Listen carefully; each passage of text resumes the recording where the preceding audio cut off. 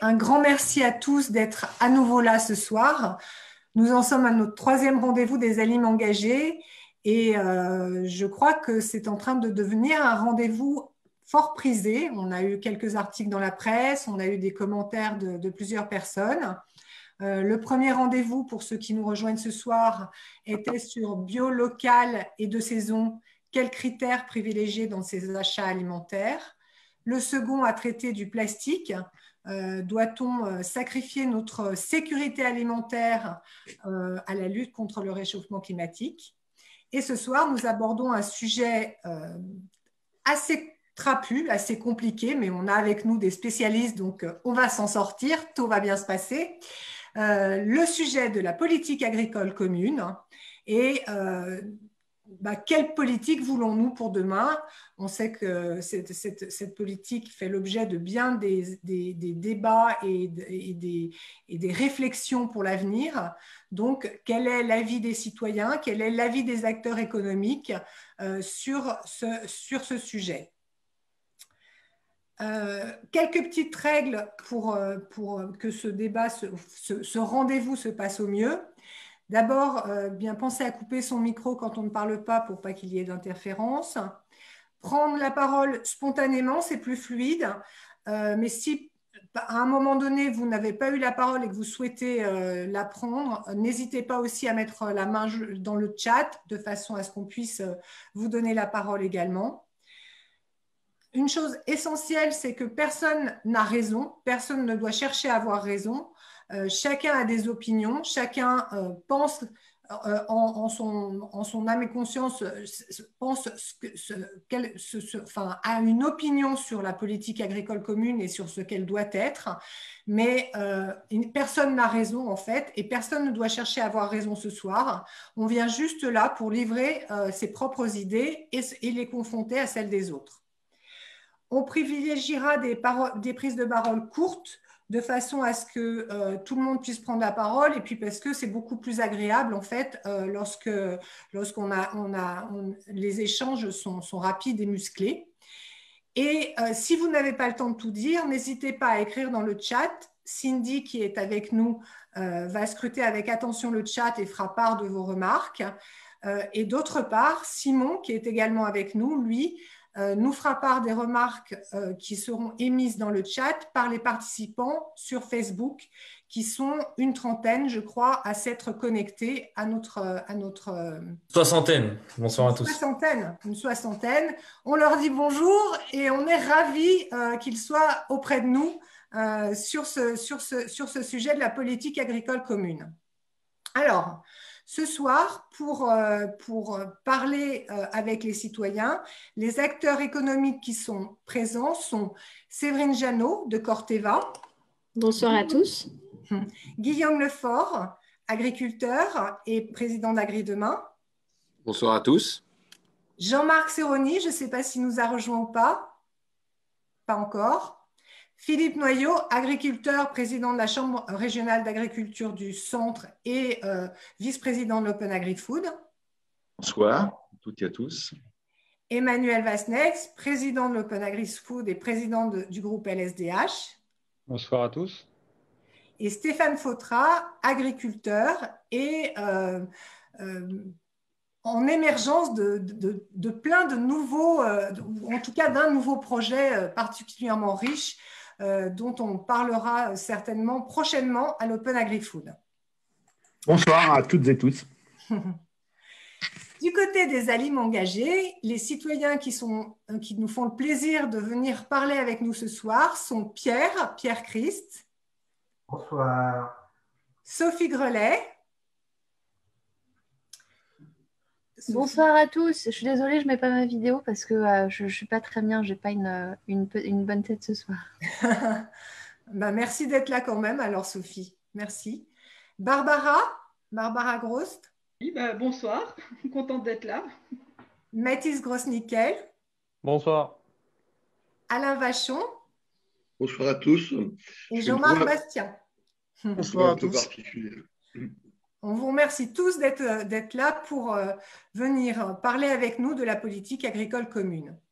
Avant de commencer, on va, comme d'habitude maintenant dans les rendez-vous, visionner un petit film. On vous en avait envoyé plusieurs à voir si vous le souhaitiez, si vous en avez le temps.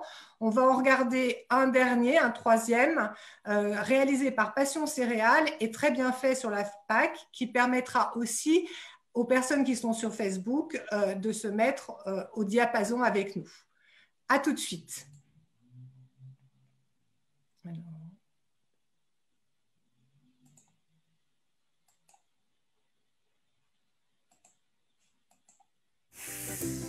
Il était une fois la PAC, politique agricole commune. Savez-vous pourquoi il y a tant de produits gourmands et de qualité en France? C'est évidemment le résultat du travail des agriculteurs et des professionnels de l'agroalimentaire. Mais c'est aussi l'œuvre d'un projet européen, la politique agricole commune. L'évolution de la PAC depuis sa création. À la sortie de la Seconde Guerre mondiale, il faut reconstruire l'Europe et bâtir la paix. 6 pays européens vont prendre une décision inédite: se regrouper pour former le marché unique européen. C'est le traité de Rome. À cette époque, de nombreuses régions d'Europe connaissent des pénuries et dépendent des importations pour assurer leur alimentation. L'Europe doit augmenter sa production agricole pour assurer son indépendance alimentaire. La politique agricole commune naîtra de cette ambition. Premier objectif de la PAC, augmenter l'offre pour satisfaire la demande. À l'intérieur de l'Europe, les prix sont maintenus plus hauts que les prix moyens observés dans le reste du monde. Ce qui assure un revenu correct aux agriculteurs européens et les encourage à produire pour augmenter l'offre européenne. En parallèle, des barrières douanières rendent les produits d'importation plus chers que ceux produits en Europe. Dernier point important, pour produire plus, il faut s'équiper. La PAC accompagne la modernisation des moyens de production grâce à des subventions favorisant les investissements. À la fin des années 70, la PAC a atteint ses objectifs. L'agriculture européenne est devenue l'une des plus performantes au monde. L'Europe assure son auto-approvisionnement et commence à exporter. Dans les années 80, l'Union européenne produit plus qu'elle ne consomme pour certains aliments. Elle est en surproduction. Il faut limiter l'offre et augmenter la demande. Pour limiter l'offre, des mesures sont mises en place pour freiner la production. En 1984, apparaissent les quotas laitiers, limitant la quantité de lait produite sur les exploitations. En 1987, l'Europe fixe un plafond de production céréalière. Dans le même temps, pour augmenter la demande, l'Europe diversifie ses marchés en subventionnant ses exportations. Mais ces mesures ne suffisent pas à endiguer cette surproduction très coûteuse. Il faut réformer la PAC en profondeur. Dès 1992, le prix garanti est diminué. On met en place un système appelé gel des terres ou jachère, dont l'objectif est de réduire les surfaces cultivées. Par conséquent, les agriculteurs ont moins de marchandises à vendre et moins cher.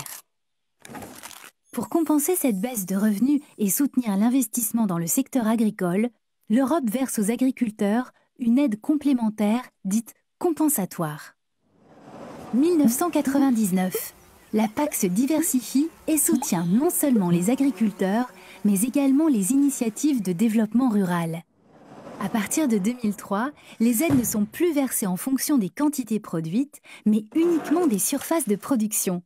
Elles deviennent forfaitaires et sont conditionnées par le respect de bonnes pratiques agricoles en matière d'environnement, de qualité et de bien-être animal. Dès lors, la production agricole n'augmente plus autant que par le passé. L'offre est maîtrisée, elle est en meilleure adéquation avec la demande européenne. En 2013, une nouvelle réforme renforce le volet environnemental.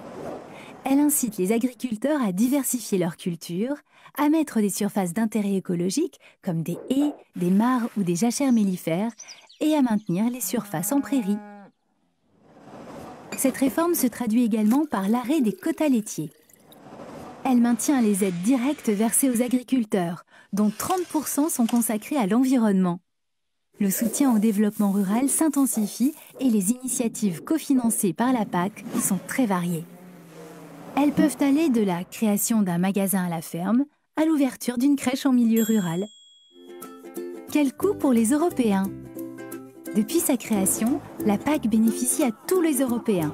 Elle leur assure des aliments de qualité, en quantité suffisante et à un prix abordable. Cette politique coûte 9 € par mois à chaque contribuable européen. Pour chaque pays, cela représente environ 1% de son budget national. La PAC a contribué à diviser par 2 la part du budget des ménages français consacré à l'alimentation entre 1959 et 2014 pour atteindre aujourd'hui moins de 20% de leur budget total. Cette baisse relative des dépenses alimentaires a libéré du pouvoir d'achat et a permis le développement de nouveaux secteurs économiques. Les enjeux de la PAC 2021-2027. Partout dans le monde, l'agriculture est une activité stratégique pour la sécurité alimentaire, la stabilité économique et la souveraineté des pays. Cela se traduit par l'existence de nombreuses politiques agricoles. En Europe, une nouvelle PAC est en cours de négociation. L'ambition est de la rendre plus simple, plus efficace, tout en restant bien commune aux 27 États membres. Elle doit permettre aux agriculteurs européens de rester compétitifs dans un monde ouvert, toujours plus concurrentiel. L'objectif initial de la PAC est plus que jamais d'actualité. Assurer à tous les Européens une alimentation de qualité, disponible en quantité. Elle intègre en plus des objectifs territoriaux et environnementaux, des paysages harmonieux, des campagnes vivantes et un environnement préservé pour les générations futures. En 60 ans, les objectifs de la PAC se sont multipliés, mais son budget, lui, pourrait continuer de baisser.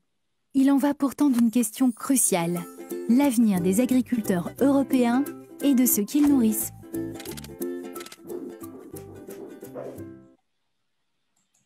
Voilà, donc un petit film pour se mettre au diapason sur nos connaissances sur la PAC.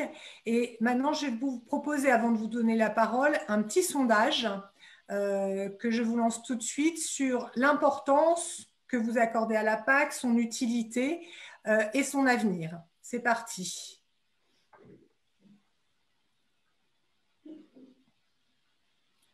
Donc pour les...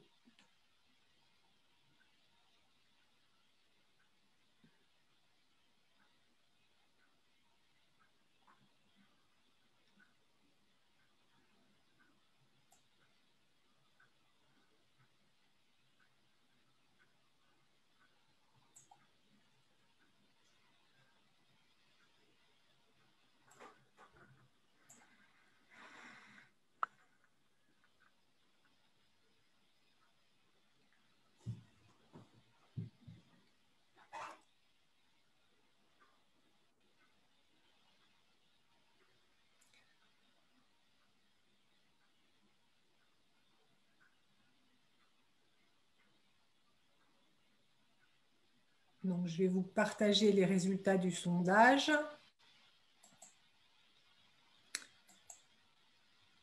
Donc, tout le monde pense que la PAC, quasiment tout le monde pense que la PAC est déterminante pour l'agriculture française, qu'elle a une utilité et est un moyen en priorité de mieux rémunérer nos agriculteurs, mais aussi de mieux réussir dans la transition agricole.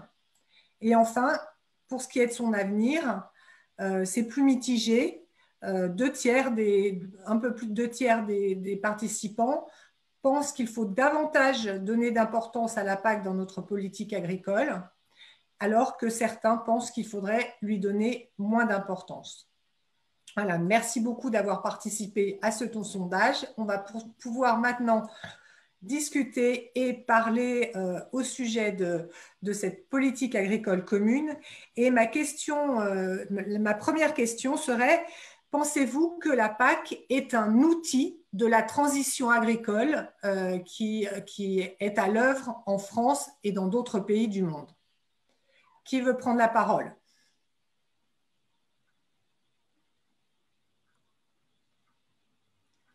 Je vais bien dire un petit mot à ce moment-là. Merci Stéphane de prendre sur la définition de la transition agricole, en fait. Parce que c'est ça la question. Enfin, selon moi, en tant qu'agriculteur, quelle pourrait être la transition agricole? ça pourrait être en fonction de l'attente des consommateurs européens de demain, parce que finalement, la finalité de ce que l'on peut produire, nous tous, agriculteurs européens, c'est en grande partie pour nourrir la population, les 500 millions d'Européens. Dans la transition agricole, c'est d'adapter notre production, que ce soit dans la méthode que dans le produit final, à globalement aux nouvelles attentes des consommateurs de l'Europe, notamment. Merci beaucoup Stéphane. Quelqu'un veut-il rebondir? Moi, je veux bien rebondir un petit peu. Je pense que la PAC doit être aujourd'hui la garante de l'équilibre qu'il doit y avoir entre les différents pays, parce que c'est vrai qu'on a aujourd'hui un vrai souci d'harmonisation à la fois des pratiques agricoles, des politiques agricoles. On voit que certains pays ont des orientations, quand on voit par exemple l'Allemagne qui a une orientation très énergétique de son agriculture, ça modifie de façon extrêmement importante. Donc je pense que la PAC doit d'une part garantir effectivement un équilibre en Europe de la politique et qu'on ne puisse pas avoir des déséquilibres qui favorisent ou qui défavorisent certains pays au profit d'autres. La deuxième chose, Stéphane l'a très bien dit, c'est que je pense qu'on a une vraie mission de garantir à la population européenne une alimentation de qualité, qu'on doit aussi se mettre en action pour servir des pays qui ont besoin d'alimentation. Et puis, un point aussi qui me paraît effectivement important, c'est que je pense que l'Europe, alors c'est la PAC ou c'est pas la PAC, mais doit réellement définir ce que j'appelle moi un plan Marshall de l'agriculture, c'est-à-dire définir quelle est finalement l'alimentation que l'on souhaite aujourd'hui partout en Europe, parce qu'aujourd'hui on voit qu'il y a des disparités qui sont trop fortes, il y a des gens qui sont restés sur des modèles très productivistes et qui mettent à mal finalement d'autres économies, parce que comme on est dans les périodes de transition, je pense que les choix qu'on fait, on est sûr de gagner à 10 ans, mais le problème c'est qu'on n'est pas sûr d'y arriver. Et comment concrètement la PAC peut-elle réussir à faire d'autres choix, des choix moins productivistes, comme tu dis? Je pense que c'est autant nous, en fait, finalement, nous qui sommes les acteurs de l'alimentation, on a appliqué à un moment ce que la politique nous dit. Je pense que la PAC et la politique agricole de l'Europe doit définir les grands axes sur lesquels on sait travailler. Aujourd'hui, on ne sait pas, on a un certain nombre d'axes, mais aujourd'hui, ces orientations sont mal définies. Par exemple, à des moments, on a dit il faut aller sur le bio, les gens ont été massivement sur le bio. Ensuite, les orientations changent, on voit que les aides ne sont pas données, plus données, mal données, etc., que ces aides sont différentes d'un pays à l'autre, qu'il y a des choses qui viennent.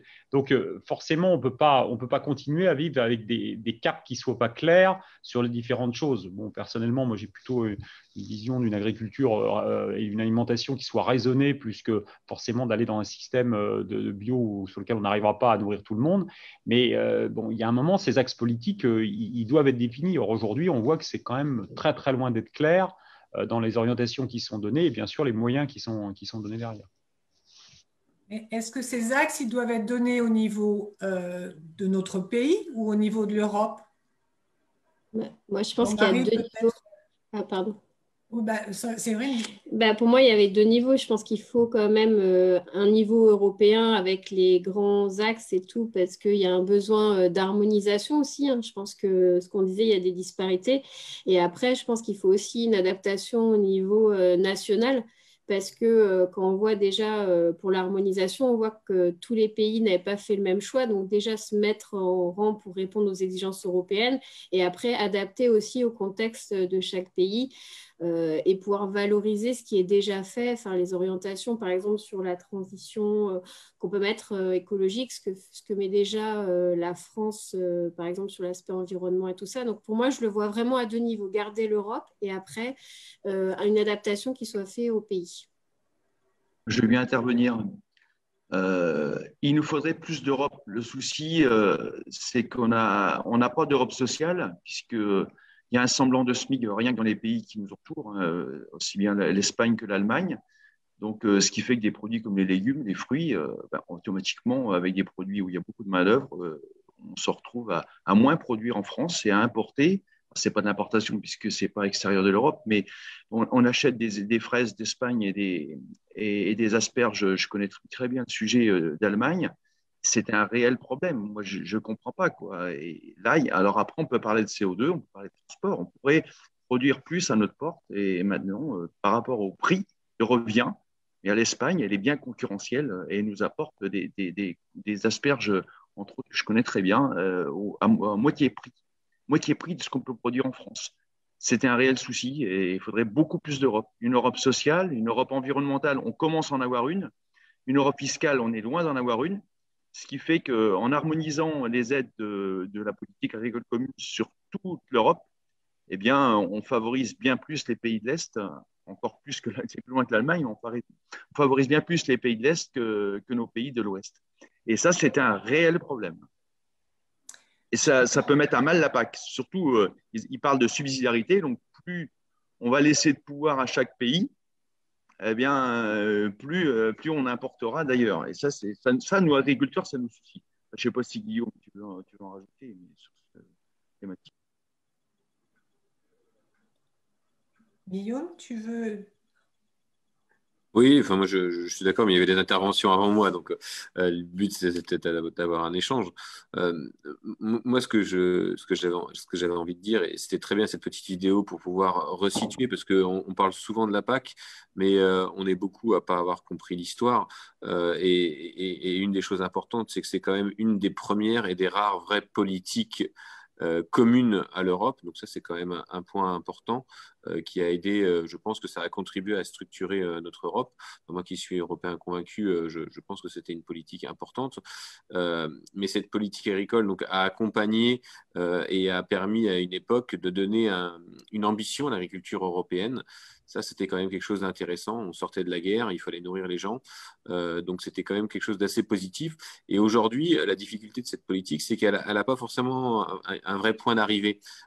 Et moi, en tant qu'agriculteur, c'est ça que j'ai vraiment besoin, c'est de me dire où est-ce que je dois me positionner dans quelques années. Nos exploitations, ils ont besoin d'avoir un point stratégique. Et aujourd'hui, on le voit au fil des réformes, tous les 5-6 ans, on prend des virages, mais qui ne sont pas clairs. Or, nos exploitations, c'est des gros paquebots. Hein. Ça ne prend pas des virages comme un Zodiac tous les 5 minutes. Quand on veut faire, on a des cycles longs. À chaque réforme, on fait que 5 cycles. Enfin, moi, je parle pour le végétal.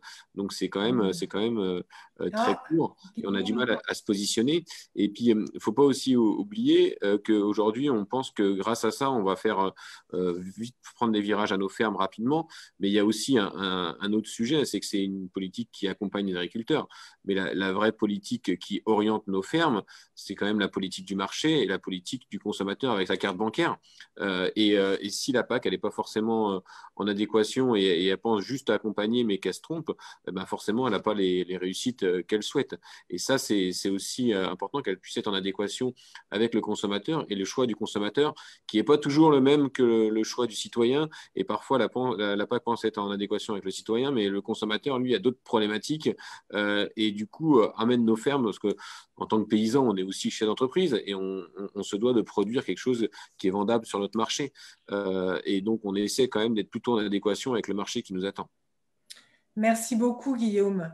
Je vois que Barbara et Mathis veulent intervenir, l'un ou l'autre. Barbara, honneur aux femmes, on va dire, et puis Mathis après. Oui, moi je rejoins assez ce qui a déjà été dit. Pour moi, la PAC, c'est l'Europe au départ déjà.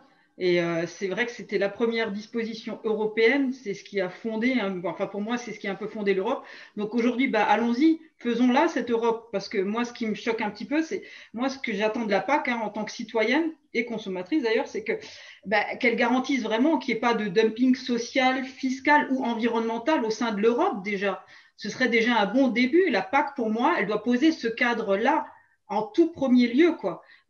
On doit garantir une souveraineté alimentaire européenne et nationale. Et donc, c'est vrai que du coup, le découplage PAC et PSN, la plan stratégique national, ça peut être intéressant, mais à condition que la PAC pose un vrai cadre européen et que tout le monde joue avec les mêmes règles.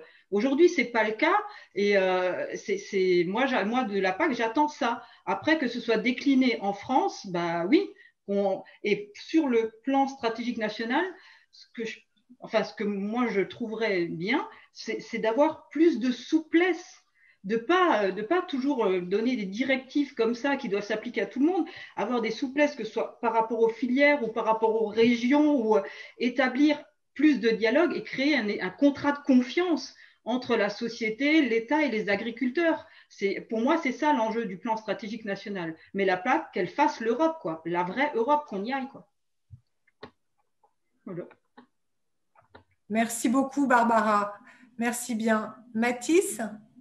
Oui, donc la question, c'était est-ce que la PAC est l'outil pour la transition agricole et donc je dirais même agroécologique? La PAC doit être l'outil de la transition, mais aujourd'hui, ce n'est pas vraiment l'outil de la transition.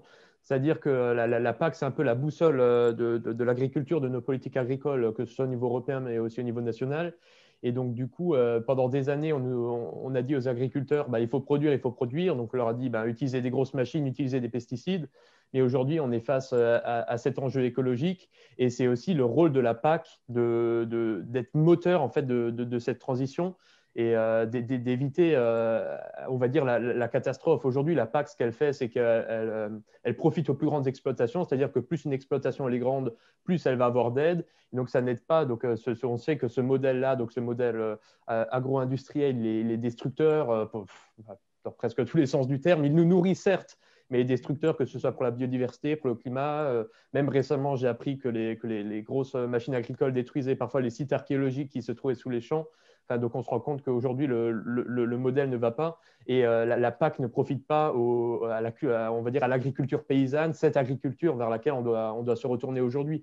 Donc, c'est très important et comme nous l'a dit Guillaume, les changements, ça ne se fait pas en 5 ans. Les changements dans l'agriculture, ça se fait même en décennies.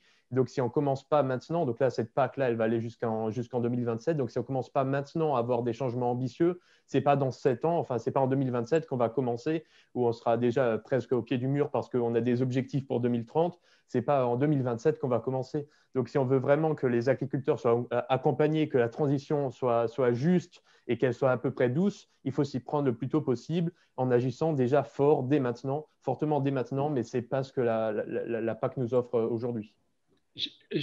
Mathis, je voudrais intervenir parce que tu résumes bien effectivement un constat à un instant T. Je voudrais simplement, parce que Guillaume l'a très bien dit, je trouve, refaire un petit point quand même d'histoire. Au sortir de la guerre, l'Europe mourait de faim. On a demandé à des producteurs de produire. Et il fallait nourrir rapidement, la population masculine était décimée, et je pense que cette politique correspond par de l'intelligence collective, a permis de ramener en fait finalement le plus rapidement possible l'alimentation pour pouvoir redémarrer effectivement les zones qui avaient été détruites. Et je pense qu'on est tous d'accord ici. On a commis des erreurs. Ces erreurs, ça a été effectivement de développer une agriculture très productiviste. On s'est rendu compte du dégât de ce qu'on avait généré dans les années effectivement 90. On a déjà effectivement corrigé un certain nombre de choses, pas la totalité, mais on a déjà corrigé un certain nombre de choses et on continue à le faire.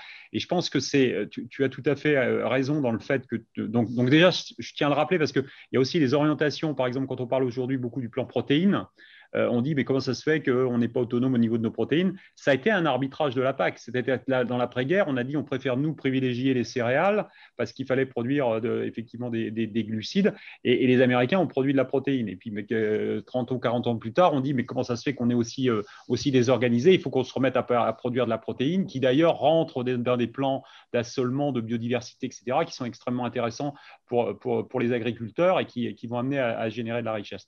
Donc je crois que aujourd'hui, le constat, et tu as raison, c'est que il ne faut pas être dans un constat en disant ce qu'on a fait était bien, pas bien, ça correspond à des époques qui étaient différentes, on a commis effectivement un certain nombre de choses, c'est comment on se projette. Et je pense que c'est aussi l'esprit de ce qu'on a créé au niveau du plan Agir Food, c'est-à-dire de dire… dans cette alimentation que l'on veut différente, parce qu'il y a une nécessité, et c'est bien de la positionner comme étant l'alimentation de demain qui tient compte des préoccupations effectivement alimentaires en termes de qualité, mais également sur l'aspect environnemental. Le problème qu'on a, et c'est ce que je disais un petit peu tout à l'heure, c'est qu'aujourd'hui on est tous, et je pense là on est beaucoup à être convaincus du bienfait de ce qu'on fait et que que justement cette intelligence nous permet de faire des choses. Le problème, c'est qu'aujourd'hui, les disparités sont telles dans le domaine, et Philippe l'a très bien dit, dans le domaine fiscal, et je le vis, et on le vit au quotidien, dans le domaine social, où aujourd'hui, on a des difficultés énormes à trouver des gens qui veulent venir travailler sur les exploitations, mais aussi dans nos entreprises pour ramasser de la salade, etc. Et on a des coûts sociaux, et là, on vit une période dramatique là-dessus avec les Espagnols et les Italiens, qu'il faut qu'à un moment, l'Europe refixe un cadre. C'est-à-dire que moi, je n'attends pas les aides, je veux dire, les agriculteurs sont devenus des chasseurs d'aide, ce n'est pas leur métier d'aller chercher des aides. Et nous, industriels, on est en train de devenir des chasseurs d'aide. Et si on n'y va pas, on se crée des distorsions qui font que de toute façon, on n'arrivera pas à faire ça. Donc, il faut que cette PAC, elle remette effectivement que la politique, les citoyens disent, voilà, nous, comment on voit finalement l'alimentation de demain en termes de qualité, de quantité, etc. Et nous, derrière, on va la réaliser. Et les nouvelles technologies, les jeunes, tout le monde est prêt pour finalement être déterminant au travers de ça. Mais le problème aujourd'hui, c'est que, moi je dis toujours, dans la responsabilité de la problématique agricole, il y a 3 responsables. Il y a l'État, l'Europe, avec effectivement cette définition de ce qu'est le plan demain de l'alimentation. Il y a les industriels et les distributeurs, où on passe son temps pour quelques centimes à matraquer effectivement notre diversité, notre biodiversité, etc. Et puis il y a les agriculteurs, effectivement, aussi dans toute leur splendeur, qui n'ont pas toujours fait les bons choix et qui ont fait des choix plus faciles. Quand on produisait de la patate et que la patate se vendait, tout le monde se mettait à produire de la patate, et puis après on disait 2 ans plus tard, il y a trop de patates, donc tout le monde coule. Donc il y a à refondre en fait finalement ça, avec beaucoup moins d'aide, mais beaucoup plus finalement d'une fiscalité. Moi, je demande qu'on baisse le coût du travail. Je ne parle pas des salaires, mais je parle des charges qui sont imposées aux salaires. Je demande, j'investis 300 millions d'euros, je vais multiplier mes impôts de production en France par 3. C'est pas normal. C'est pas normal. Et si je le faisais en Allemagne, j'aurais une économie annuelle de 10 millions d'euros. 10 millions d'euros. Si je suis Donc la PAC, elle doit redéfinir en fait finalement ce cadre en mettant tout le monde sur un plan d'égalité. Merci beaucoup Emmanuel, ça rejoint fortement ce que disait Barbara tout à l'heure. Effectivement, si on n'a pas tous en Europe un cadre qui soit le même, ça ne peut pas fonctionner. Et malheureusement, là aussi, il y a un pas de temps qui est compliqué et c'est difficile de mettre tout le monde sur le même pied d'égalité. Je voudrais donner la parole à Jean-Marie qui nous a fait la gentillesse d'être là ce soir. Qui a beaucoup publié sur la PAC et qui la connaît bien. Et Jean-Marie, à toi la parole. Merci Florence. Vous m'entendez là? Oui, très bien. Oui, je vous écoutais avec beaucoup d'attention. Par rapport à ta première question, qui était est-ce que la PAC accompagne la transition agroécologique? Pour moi, la réponse est clairement non. Aujourd'hui. Non pas qu'elle ne devrait pas, elle devrait, et à mon avis même, ça devrait être sa mission principale, d'accompagner les transitions. En fait, quand on regarde sur la partie environnementale, tout ce qui a été, toutes les modifications qui ont été faites, par exemple en 2014, on les laisse complètement tomber, parce qu'elles ont rien donné. L'histoire du paiement vert, là, les 30% supplémentaires, ça n'a absolument rien donné. Et d'ailleurs, c'était les choix qui ont été faits ont été faits pour que ça ne change rien. Donc, de ce point de vue-là, pour moi, la PAC aujourd'hui n'accompagne pas les transitions. Elle est plutôt à accompagner quelque part les statu quo. Elle soutient le revenu, donc elle accompagne le statu quo. Alors, qu'est-ce qui va en être dans le plan national? Ça, on ne sait pas bien. Les premiers signes montrent que peut-être il y a quelques éléments de changement. Mais ensuite, dans ce que j'ai entendu, on voit bien la complexité. Parce que j'ai entendu, à la fois, on veut un cadre et à la fois, on veut une souplesse. On est au cœur du débat. La PAC, en 62, on était 6. Là, on est, je ne sais plus combien, à 27. Et dans les 6, sans être méprisant du tout, il y avait le Luxembourg, la Belgique, qui ne sont pas des grands pays agricoles. Donc, le débat il était de toute autre nature. Et je pense, moi, qu'il ne faut pas demander à la PAC plus que ce qu'elle peut faire. Quand on dit qu'il faut une harmonisation fiscale, sociale, ça, je suis complètement d'accord. Vraiment, absolument d'accord. Mais ce n'est pas la PAC, ça. Ce n'est pas la PAC. Voilà. Et puis, je ne partage pas le reproche que j'ai un peu entendu, mais qui est très fréquent, de dire la politique européenne ne sait pas où elle va. Je pense que jusqu'à présent, elle savait à peu près où elle allait et que nous, on ne voulait pas le voir parce que ça ne nous arrangeait pas. En fait, en gros, et Emmanuel Vastex l'a bien dit, l'a bien montré, pendant 20 ans, en gros pendant 30 ans, de 62 à 92, la PAC, elle était pour stabiliser les marchés intérieurs et c'était le moyen. L'objectif, c'est d'augmenter la production. À partir de jusque 75, par là, ça allait bien. Et puis après, à partir de 75, ça n'allait plus puisqu'on avait trop de production et qu'on n'arrivait pas à écouler, compte tenu de ce qui a été montré dans la petite vidéo, là, sur les écarts de prix. Et on a mis 15 ans pour arriver à prendre le virage. Et on l'a fait sous la pression extérieure de l'OMC. Et donc, en 92, le message a été clair, c'est on va prise en compte du marché. Nous, on a mis très, très longtemps à l'accepter. Encore, je ne suis pas sûr que tout le monde l'ait accepté. Et donc, c'était il y a 30 ans. Et là, quand on regarde l'Union européenne, à mon avis, il y a un virage important, très important, qui est en train de se prendre, non pas dans la PAC, qui est entre deux feux, la PAC, mais par le pacte vert, qui est une déclaration de politique générale, et qui est de dire, en 2050, et même en 2030, il faut qu'on ait réduit nos émissions net de 55% pour être neutre en 2050. Ça veut dire en 2050, en gros, on ne pourra émettre en carbone que ce que l'agriculture et la forêt pourront absorber.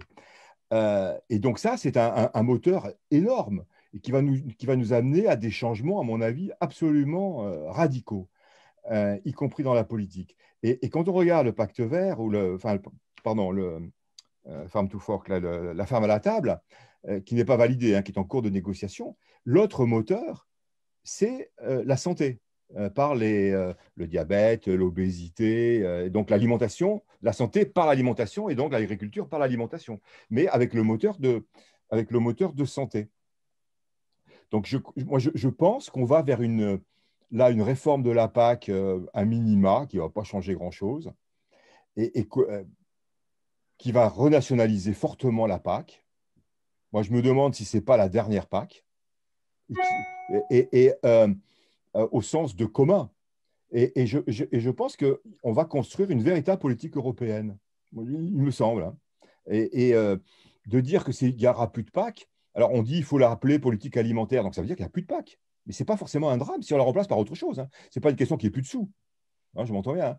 Et moi, je me dis, mais la PAC, elle est aujourd'hui illisible parce que d'une PAC économique, on a rajouté à partir de 80, je ne sais plus très bien, 90, 2000, c'est monté progressivement une grosse dimension environnementale, mais qui se rajoute. Maintenant, on veut y remettre, et puis de territoire, on veut de développement durable, maintenant, on veut y rajouter de l'alimentaire, et on voit bien qu'on bloque sur des questions de fiscalité. Et moi, je me dis, est-ce qu'il ne faut pas avoir une politique économique, une politique alimentaire, une politique environnementale qui soit au plan environnemental et au plan alimentaire plus large que l'agriculture, et puis une politique économique et une politique commerciale agricole. Mais ne plus voir la PAC comme l'alpha et l'oméga de ce qui concerne l'agriculture. Merci beaucoup Jean-Marie, très intéressant. Pierre, tu voulais prendre la parole. Moi, je voudrais revenir sur la rémunération des agriculteurs. Tout à l'heure, Florence, tu as fait un petit quiz intéressant dans lequel il y avait une question. Alors, je ne sais plus quel était le début. Est-ce que la PAC doit mieux rémunérer ou est-ce qu'elle rémunère mieux nos agriculteurs? Bon. Est-ce qu'elle doit permettre de mieux rémunérer? Bon, moi, j'ai le sentiment qu'on en est loin. Parce que je suis nul en PAC, mais par contre, il y a un truc que j'ai retenu il y a 5-6 ans. Emmanuel Vastex, ça va lui rappeler des choses. En 2015, il y a eu la libération des quotas laitiers. Qu'est-ce qui s'est passé derrière? Il y a un type qui est arrivé qui s'appelle Nicolas Chaban, puis qui a été voir Emmanuel Vastex pour justement faire en sorte que les agriculteurs, en tout cas ceux qui participeraient à l'opération, soient mieux rémunérés. Et on s'est rendu compte que ça allait quand même très loin, ces histoires-là, parce que il y avait des agriculteurs qui se flinguaient, qui ne vivaient pas de leur métier. Enfin bon, voilà. Et donc, la marque, c'est que le patron est né sur ce constat-là. Donc moi, en tant que consommateur, je m'interroge beaucoup sur cette décision des quotas laitiers. Je n'ai pas eu le temps d'étudier, de savoir, mais Emmanuel va bien le savoir, quelle est la raison qui a fait qu'on a libéré ces quotas. Parce que la conséquence directe et dramatique, c'est qu'effectivement, on s'est retrouvé avec un prix du litre du lait qui s'est totalement écroulé, qui a mis des familles entières de producteurs dans une mouise effroyable, avec tout ce qu'on sait et tout ce qui se passe en ce moment. Donc, moi, consommateur, vu de ma fenêtre, je me dis, voilà, la PAC, ça a certainement, comme vous l'avez montré dans les petites vidéos et toute la documentation que Florence a mis à notre disposition, il y a certainement des choses très intéressantes. Mais moi, ce que je vois là, c'est qu'il y a eu une grosse casse. Et que s'il n'y avait pas eu des gens comme Chaban, comme Vasnex, pour essayer de rattraper le coup, je ne sais pas où en seraient nos producteurs de lait aujourd'hui et comment on pourrait vivre de tout ça. Donc voilà, alors je pense qu'il y a du pour et du contre. Là, moi, je n'ai pas toutes les billes. Je ne fais que voir les constats finaux, voir ce qui se passe à l'arrivée. Et ce n'est pas beau. Donc si la PAC, dans son plan 2021-2027, pouvait intégrer que cette libération des quotas laitiers a peut-être eu des effets positifs, je ne sais pas lesquels. En tout cas, moi, consommateur, j'ai vu des effets extrêmement négatifs. Merci beaucoup, Pierre-Emmanuel. Tu veux peut-être réagir et puis après, oui, Pierre, déjà, merci pour ces propos. Alors, moi, j'ai vécu les deux choses. C'est que j'ai vécu la mise en place des quotas laitiers et j'ai vécu ensuite leur arrêt. Il faut savoir que quand on a mis en place les quotas laitiers, ça a aussi été un tollé. C'est-à-dire que globalement, l'évolution telle qu'elle a été donnée, c'était que, en fait, finalement, les quotas laitiers ont été mis en place à un moment où il y avait des surplus de production. Ça correspond aussi à cette période où entre l'offre et la demande, on n'avait pas assez d'offres et trop de demandes. Puis ensuite, on a eu un équilibre. Puis ensuite, on a eu trop d'offres par rapport à la demande. Et on a dit, il faut absolument, ça coûtait extrêmement cher à l'Europe. Il y avait des tensions qui étaient très fortes. C'est là qu'on parlait des montagnes de beurre et des montagnes de poudre. Donc très clairement, on a essayé effectivement de serrer les choses pour éviter ces stocks et revenir sur un certain nombre de marchés. Puis ensuite, il y a eu la vie des quotas laitiers où je pense, et on s'en souvient moins, c'est aussi quand même beaucoup de producteurs qui ont disparu à ce moment-là, à peu près 1 pour 5.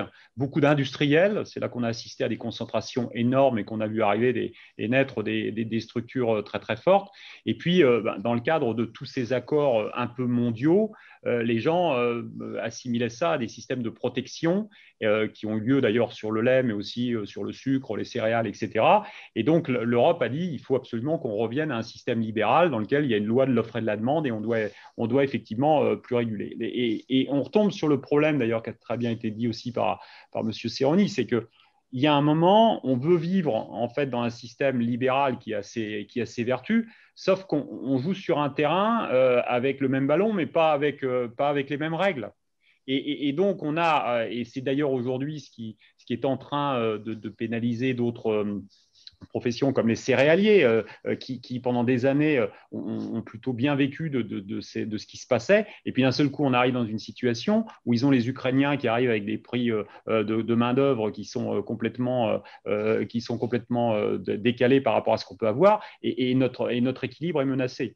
Donc je pense que il y a aujourd'hui, par exemple, sur le lait, 40% du lait qui est français est vendu à l'export. Donc, il est vendu sur les marchés de commodités, beurre, poudre, etc. Donc, forcément, comme il arrive ce qui est arrivé là récemment, on a un déséquilibre structurel. Et on revient, en fait, finalement, dans ces équilibres à une problématique, c'est qu'on a un citoyen qui ne veut pas d'une agriculture productiviste telle qu'on peut l'avoir aux frontières. En Allemagne ou en Belgique, ça existe, les fermes de 5000 ou 3000 vaches. On n'en veut absolument pas en France, et je pense qu'on a raison sur un certain nombre de choses. Mais de l'autre côté, on veut aussi que notre agriculture soit compétitive sur un marché international. Et là, il y a une équation qui explose. Et on ajoute à ça effectivement un appauvrissement. L'élevage, enfin, pour moi, on est en train de vivre un drame. Hein, et ce n'est pas Vasnex ou Chaban avec les 100 millions de litres de lait, j'espère, on vendra au C'est qui le patron. On donne une lueur d'espoir, mais globalement, on ne résout pas le problème dans sa globalité. On montre simplement que d'autres modèles sont possibles et que de toute façon, c'est un patchwork de solutions qui va régenter. Mais là encore, moi, ce que je réclame, c'est pour ça que je parle souvent de plan Marshall, dites-nous ce que vous voulez qu'on fasse. Si vous voulez plus qu'il y ait l'agriculture en France et qu'on fasse de nos territoires un parc d'attractions, eh ben, on va y arriver. Mais il y a des choix politiques qui, d'ailleurs, sont dans la PAC, mais pas que. La fiscalité, on avait une fiscalité agricole, on est passé à une fiscalité industrielle. Aujourd'hui, on est une terre de transit, une terre de tourisme, etc. On n'a pas adapté notre fiscalité à ça. Et donc, nous, on taxe nos impôts de production, etc. On a le problème du transport. Quand on comprendra que ne pas avoir fait la cotaxe, c'est une véritable connerie monumentale parce qu'on a favorisé, effectivement, aujourd'hui, on élève des cochons en Bretagne, on les tue en Pologne, on les ramène en Bretagne pour faire du pâté breton. Parce que c'est moins cher ou parce qu'on ne trouve pas de main-d'œuvre. Mais quand on dit ça, effectivement, aux politiques, moi je suis désolé, il faut qu'il se passe une révolution et qu'on trouve, qu'on ne baisse pas ni nos systèmes sociaux, ni nos systèmes médicaux, etc., mais qu'on trouve d'autres solutions de financement. Et c'est pour ça que moi je suis un grand défenseur de la TVA sociale et qu'on l'a assimilé à une taxe supplémentaire sur les bas produits. Ce n'était pas ça l'objet. L'objet, c'était de baisser notre coût du travail pour nous rendre compétitifs et faire repartir notre pays, mais le dynamiser. Je ne sais pas si M. Serroni veut apporter d'autres éléments. Oui, je partage ce que vous dites. Et si on prend les quotas laitiers, j'étais pendant 20 ans directeur général du CERFRANS de la Manche, premier département laitier de France, après avoir travaillé quelques années dans le Loiret. Lors de la mise en place des quotas, j'étais à la DDA lors de la mise en place des quotas, donc j'ai vu la restructuration laitière dans le Loiret et le départ du lait de tout le nord de la Loire, enfin, une partie du nord de la Loire. Les quotas laitiers, par exemple, on n'a pas voulu le voir, la fin des quotas laitiers. Mais c'était annoncé depuis 1999. On ne s'y est pas préparé. Moi, je me souviens très bien avoir animé, c'est moi-même directeur qui le faisait parce que c'était un peu casse-gueule, animé des réunions dans tous les arrondissements du département de la Manche en 1999 pour leur dire les quotas laitiers, c'est fini. On ne sait pas quand, mais c'est fini. Je ne me rappelle plus très bien le mécanisme juridique, mais, et les laiteries en aparté me disaient tu as raison, c'est fini. Mais on ne s'y est pas préparé du tout. Après, il y a eu l'histoire des contrats, mais qui ont été mal. On ne va pas revenir là-dessus, sur le départ initial des contrats qui s'est mis beaucoup trop tard. Mais tout ça parce qu'on ne. Et je pense que c'est quand même assez franco-français. On a du mal à admettre, on le voit parce qu'on n'est pas idiot, on a du mal à admettre et à s'y préparer. Et je ne voudrais pas que là, dans ce virage CO2, quelque part, pour être très réducteur, hein, et ce virage, à mon avis, normatif, je pense qu'on va se protéger par des normes environnementales aux frontières. Je pense qu'il faut qu'on l'accepte et qu'on ne se batte pas contre. Et j'aime bien ce que vous avez dit sur l'éco-taxe. Et c'est quand même les Bretons qui ont été à la pointe de faire sauter les portails. Hein. Bien sûr. Merci beaucoup. Simon, tu as des réactions dans le chat du Facebook, je crois. Oui, j'ai quelques réactions. Donc, j'ai deux questions pour les intervenants. Une question d'André qui nous dit, alors, est-ce que la PAC ne devrait pas être rebaptisée PAAC, le second étant alimentation, politique agricole et alimentaire commune? Et ensuite, on a une autre question de Cédric qui nous dit, peut-on discuter PAC en occultant la hausse de la démographie mondiale? Alors, si je me permets de répondre, sur la démographie, parce qu'il se trouve que j'ai pas mal été là-dessus tout de suite. Oui, il y a une hausse de la démographie mondiale à venir et une baisse de la démographie et de la consommation européenne. Donc, on a une situation compliquée de ce point de vue-là. Si on raisonne à 20 ou 30 ans, hein, on a aujourd'hui 1 enfant et demi par femme en Europe. Donc, on comprend tout de suite qu'on va baisser de population, même s'il y a de l'immigration. En Italie, ils sont à 1,2 ou 1,3, je crois. En France, on est à 1,8 ou 1,9. Hein. Mais en même temps, la durée de vie s'allonge, donc la moyenne d'âge va avancer, et donc on consomme moins, on va lutter contre le gaspillage, et on va avoir une diète alimentaire un peu plus végétale, un tout petit peu moins animale. Donc tout ça amène à des besoins de production moins importants. Et donc, quel arbitrage derrière? est-ce qu'on va exporter davantage pour nourrir en périphérie? Et on sait bien que l'alimentation nourrit la paix et qu'on a des zones de grave instabilité, à la fois guerre civile et puis risque climatique tout près de chez nous. Ou est-ce qu'on va désintensifier, protéger l'environnement? Mais on a ce dilemme enfin, c'est pas un dilemme, cette contradiction d'une augmentation de la population mondiale et vraisemblablement d'une diminution et d'une élévation certaine et importante de l'âge en Europe. Merci beaucoup. Alain qui n'a pas parlé, Jean-Marc après, parce que je vois des gens qui n'ont pas encore parlé. Oui, je m'excuse, j'ai une voix un petit peu particulière aujourd'hui, mais je vais quand même essayer de me faire comprendre. Moi, ce qui me paraît, en étant totalement béotien sur le sujet, c'est qu'en fait, la PAC idéale ne risque pas d'exister un jour, finalement, parce que c'est celle qui devrait satisfaire tous les pays concernés et toutes les catégories d'agriculteurs concernés. Et donc, il faudrait trouver la règle du jeu magique qui permettrait de résoudre le problème, de donner de très bons revenus à toutes les personnes en fonction des efforts qu'ils font. Tout le monde est prêt à faire des efforts pour l'environnement ou pour faire des efforts pour augmenter l'alimentation quand c'est nécessaire, mais le seul résultat qui est recherché, c'est de pouvoir vivre avec le travail que l'on fait. Donc, en fait, tout est économique là-dedans. Si, au plan économique, les économistes, mais je ne vois pas comment ils peuvent faire parce que c'est tellement multiparamètres, je ne vois pas comment on peut imaginer ou même prévoir l'avenir ou même s'adapter à l'avenir quand tous les paramètres changent quasiment régulièrement et à tout moment. Donc, en fait, au plan économique, il y aura toujours des gens qui seront très satisfaits parce qu'à certains moments, la PAC leur fera des rentrées d'argent. Et puis après, ils seront très mécontents parce qu'il y aura des baisses. Mais globalement, est-ce qu'on peut avoir une règle du jeu qui satisfasse tout le monde? Moi, enfin, ça me paraît compliqué. C'est la quadrature du cercle, en fait. Et le nœud du problème, il est économique. S'il n'y a pas de règle économique équilibrée, tout le reste n'est que c'est des fantasmes. Enfin, on peut se comporter, mais si la règle du jeu économique n'existe pas ou n'est pas la meilleure possible, tout le reste n'est que des paroles. Merci beaucoup.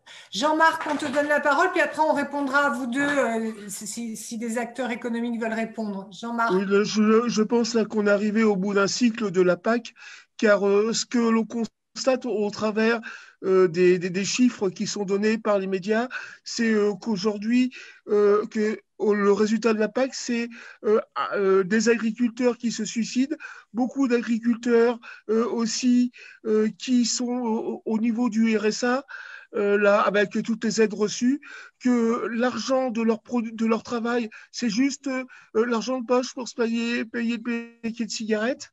Et donc, il faut arriver, et que aussi, c'est tous ces éléments-là où on ne garantit pas à l'humain sa vraie valeur. Là, c'est également donné aux agriculteurs donc ce choix-là, c'est-à-dire pouvoir être rémunérés au juste prix de leur travail, quel qu'il soit, donc que ça soit intégré dans la nouvelle PAC, et aussi dans la nouvelle PAC qu'on ait par rapport à des pays comme l'Espagne, eh bien, des mesures en termes sociaux, c'est-à-dire qu'au niveau du ministère du Travail, on interdise les contrats de saisonniers hyper low cost, car en Espagne, ça ne profite pas aux demandeurs d'emploi espagnols ou aux demandeurs d'emploi français. C'est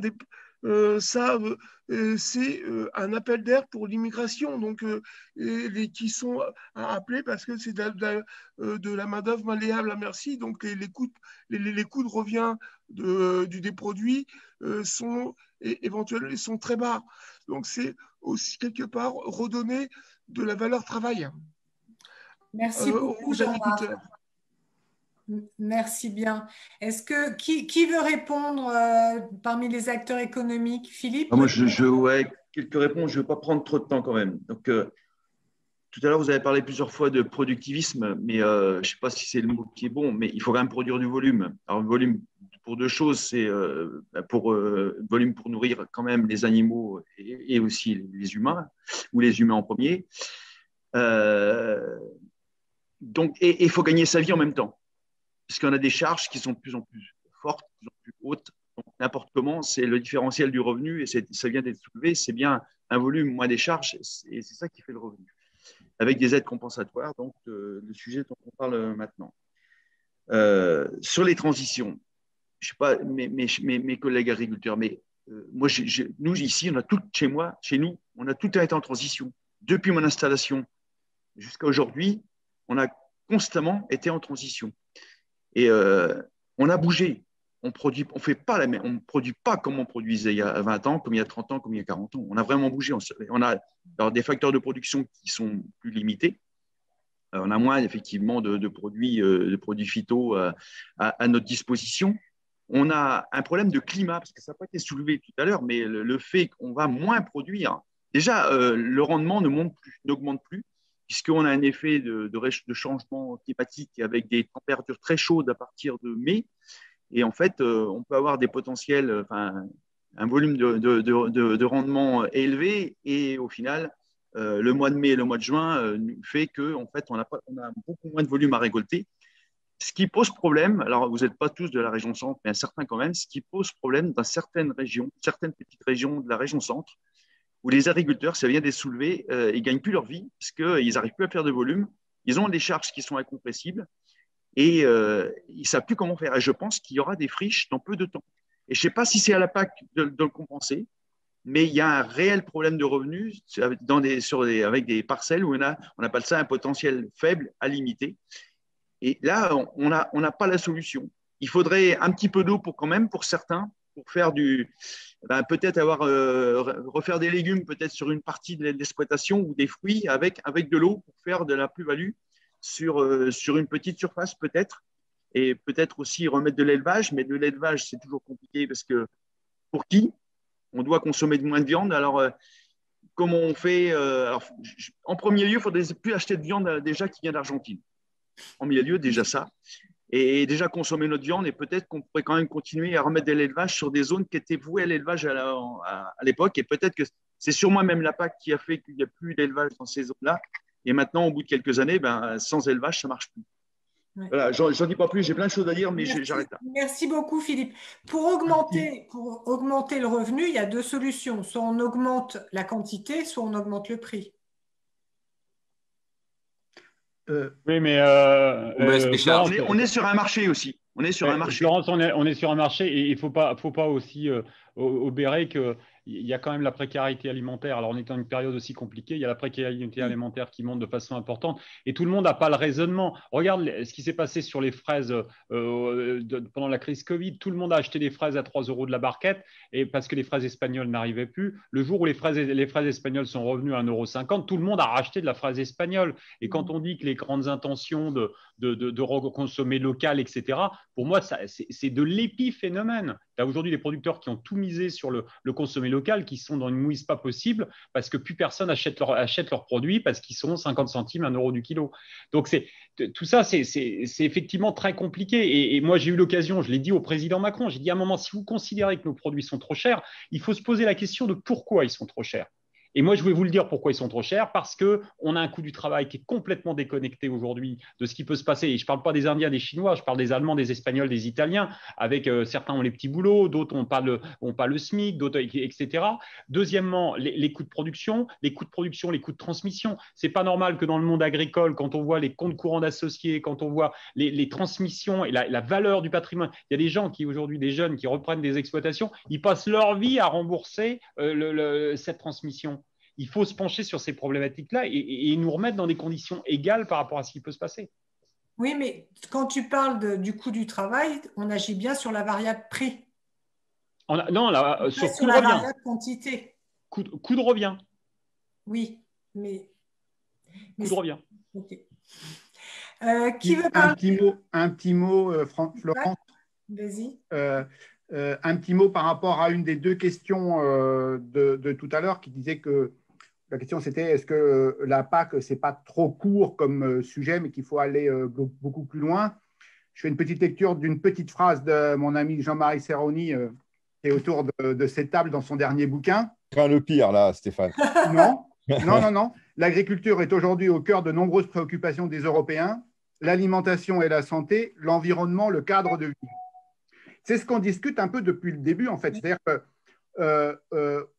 qu'on a fait, je crois, très, très bien une politique agricole commune, et c'est d'ailleurs la seule politique intégrée européenne qui existe encore.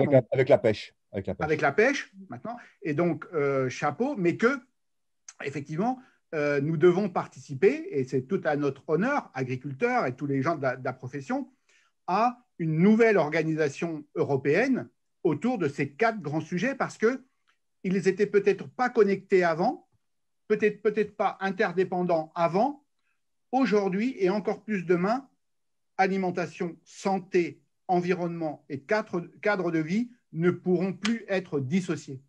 Voilà. Donc, si c'est la dernière PAC, eh bien, probablement, c'est qu'on aura fait quelque chose de mieux et tant mieux. Parce que il nous faut très probablement, pour les générations futures, intégrer toutes ces problématiques. Et je voudrais juste dire à Alain, que j'ai entendu tout de suite et que je salue, que, bon, il a dit c'est compliqué et tout ça. C'est pas normal que ce soit compliqué. Pourquoi? Parce que le territoire agricole de l'ensemble de l'Europe, les 27, là, il est exceptionnel, de par ses terres, de par son climat, de par sa disponibilité en eau, de par un certain nombre de grands éléments qui permettent de faire de la production agricole. Ça ne devrait pas être compliqué. Donc, ça veut dire qu'en intégrant les 4 grands sujets dont je viens de parler, eh bien, il y a sûrement un certain nombre de mécanismes à modifier, à améliorer pour que, comme tu l'as dit, ça ne soit plus un problème. Merci beaucoup, Stéphane. Ouais. Barbara, tu veux intervenir? Et puis, Sophie, si jamais tu veux prendre la parole, n'hésite pas, Sophie. Barbara, vas-y. Oui, donc je reprends un peu de ce que disait M. Serroni. C'est vrai que la PAC, ce n'est pas qu'une histoire d'agriculture et d'agriculteurs. Là, on est bien d'accord. Moi, je reste toujours sur mon principe de, pour moi, le rôle de la PAC, c'est d'être européen complètement et d'harmoniser effectivement toutes ces… Alors, pour toutes ces distorsions aujourd'hui de concurrence qui existent à l'intérieur de l'Europe, qui ne sont pas normales. Moi, j'habite à 10 km de la frontière allemande, donc je rejoins totalement ce que disait Philippe Noyau. Voilà, moi, depuis toute petite, je vais faire les courses alimentaires en Allemagne, c'est moins cher. C'est comme ça. Sauf qu'aujourd'hui, comme le disaient aussi d'autres intervenants, c'est vrai qu'il y a un mot qu'on n'a pas beaucoup utilisé, mais il y a quand même, c'est quand même récurrent, cette histoire de souveraineté alimentaire. Alors, on parle certes de l'Europe, mais à un moment donné, il faut quand même réfléchir à une souveraineté alimentaire nationale. Parce que moi, à 10 km de la frontière, là, en ce moment, on ne la passe plus, la frontière. Si, vous pouvez la passer à condition d'avoir un test PCR de moins de 48 heures, voire 24 heures, pour aller faire vos courses. Alors, on a beau parler de l'Europe, on parlait avant de santé, on parle de crise sanitaire. Là, c'est la première qu'on a. Ce ne sera pas la dernière. Ça va de plus en plus se durcir. Moi, aujourd'hui, la question que je pose, c'est est-ce qu'on a un vrai état des lieux des besoins alimentaires en France? Est-ce qu'on sait de quoi les Français ont besoin sur une année, sur 2 ans, sur 3 ans, sur 5 ans? Et le vrai enjeu aujourd'hui, si vraiment on veut être résilient, quel que soit l'âge de la population, bien sûr, il y a un vieillissement, mais si on veut être résilient, il faut savoir répondre à cette question-là. Madame Lambert de la FNSEA disait dans un débat qu'aujourd'hui, en France, on est à peu près en déficit de 50% de fruits et légumes qu'on importe. Bon, d'Europe, certes, c'est bien, pas toujours que d'Europe, mais c'est ces questions-là auxquelles il faut répondre en plus du cadre, parce qu'on peut faire toutes les directives qu'on veut, on peut avoir toutes les démarches qu'on veut, c'est ce que disait aussi M. Serroni. Si demain, la population a faim, il n'y a plus rien qui tient. Donc, répondons déjà à cette question-là, de quoi avons-nous besoin en France et nourrissons les Français et ensuite, allons à l'export en Europe, allons à l'export international. Mais la PAC doit juste définir ce cadre, à nous de faire le reste du boulot. Hein. Merci beaucoup, Barbara. Merci bien. Sophie, tu veux intervenir? Non. Eh bien, Mathis, c'est à toi la parole. Oui, en fait, comment dire? Je suis assez curieux. C'est-à-dire que là, on parle beaucoup. Enfin, on est plein d'acteurs différents. On est à peu près les différents acteurs de la filière. De toute la chaîne du producteur jusqu'au consommateur. Et on se rejoint tous, on se dit, on est tous d'accord sur les mêmes choses, mais rien ne bouge. enfin, je ne comprends pas pourquoi que ce soit les agriculteurs, les acteurs économiques, les citoyens, on est tous d'accord. On discute tous ensemble. Déjà, avec cet Open Agri-Food, ouais, je participe à l'Open Agri-Food depuis maintenant 2 ans. Et on n'arrête pas de parler, mais il n'y a rien qui est vraiment mis en place. Et je ne comprends pas pourquoi on n'arrive pas à avancer. Donc maintenant qu'on a fait tout ce constat, qu'on est face à cette situation, pourquoi rien ne bouge? Pourquoi il n'y a pas d'initiative? J'entendais parler les dernières fois de refaire des états généraux de l'alimentation, mais pourquoi rien ne se passe en fait? Parce qu'on a tout posé sur la table déjà. Et donc là, c'est une question ouverte que je pose un peu à tout le monde. Et pourquoi on ne fait rien alors qu'on a déjà le constat sur la table? Est-ce que quelqu'un veut répondre? Non, je pense que tu es dur avec nous, là, Mathis. On bosse. Je pense on travaille beaucoup, on essaye de convaincre. Le problème, c'est que les schémas. D'ailleurs, vous avez tous entendu parler de ce qui s'est passé chez Danone cette semaine. Je pense que c'est assez symptomatique de la complexité aujourd'hui, de ce monde qui reste quand même un monde financier et de cette complexité administrative qui aujourd'hui est pilotée aussi par Bruxelles, par des gens qui sont, dans un certain nombre de cas, assez déconnectés des réalités terrain. Donc, je crois qu'il y a moi, j'apprécie beaucoup le ministre de l'Agriculture actuellement, Julien Normandie, parce que c'est quelqu'un qui travaille et qui essaye de comprendre, mais il travaille dans un cadre qui, effectivement, est compliqué en termes d'évolution. Après, je pense que ce qu'on a fait à l'Open Agri-Food n'a pas de vocation, en fait, finalement, à influencer un peu à influencer des politiques, justement, mais on n'est pas acteur, on n'est ni des gendarmes, on n'est ni des législateurs, etc. Et quand j'ai dit au dernier Open Agri-Food que pour moi, les 3 axes qu'on devait impérativement se donner, c'était premièrement qu'on devait nourrir notre population. C'est quand même incroyable que 40% de notre poulet viennent du Brésil, qu'on soit en train d'importer de la viande bovine à l'extérieur, alors que nos éleveurs sont en train de mourir aujourd'hui au travers de ce qui peut se faire, qu'on ait des légumes qui fassent des kilomètres au travers de ça. Le deuxième, c'est qu'on a une chance, c'est qu'on a un territoire, ça ne va peut-être pas durer avec les problématiques de climat, mais qui est propice à la culture, à l'élevage, etc. Eh bien, on doit mettre à disposition de gens qui en ont besoin, dans d'autres contrées, notre alimentation. Et ça, c'est clé. Pourquoi? Parce que ça n'est pas une stratégie, c'est une opportunité. Et peut-être que dans 10 ans, ça ne le sera plus parce que c'est normal que les Chinois produisent leur lait, c'est normal que les Allemands produisent le leur, etc. Et troisièmement, et là, on doit miser, on doit capitaliser très fortement sur les chercheurs, le savoir-faire, l'innovation, etc. Or, aujourd'hui, qu'est-ce qui est en train de se passer? Ça, c'est en train de partir de notre pays. Et ça, c'est la valeur ajoutée de demain. Moi, vous savez que je fais de la salade et je fais aussi des serres du futur en termes de réflexion. Jamais je vendrai 1 kilo de salade aux Américains. Par contre, je leur vendrai peut-être des serres du futur parce qu'on aura mis en place de la technologie, parce que nos producteurs iront leur expliquer, parce que nos semenciers iront, etc. Et c'est ça, là, cette politique qu'on doit aujourd'hui redéfinir, et on doit nous donner les moyens de croire en nous, parce que je pense qu'il y a des moments où on ne croit plus en nous, et nous-mêmes d'ailleurs, et puis ensuite de se mettre tout en œuvre. Et quand je vois cette intelligence collective qui est capable de se mobiliser à certains moments sur différents sujets, je me dis qu'on est plus malin, on est plus agile. Le seul problème, c'est qu'on a des boulets aux pattes aujourd'hui et que c'est ça qui nous gêne. Et si demain on nous relibère, mais on va effectivement avancer très très vite et on aura à la charge de définir ce qu'est finalement cette politique. Et c'est pareil dans les déchets, c'est pareil dans un certain nombre de trucs. C'est-à-dire qu'aujourd'hui, on doit définir finalement ce que on veut faire et puis ensuite on doit l'appliquer. Et nous, après, le mettre à disposition et faire changer effectivement un certain nombre de paradoxes qui aujourd'hui sont très compliqués.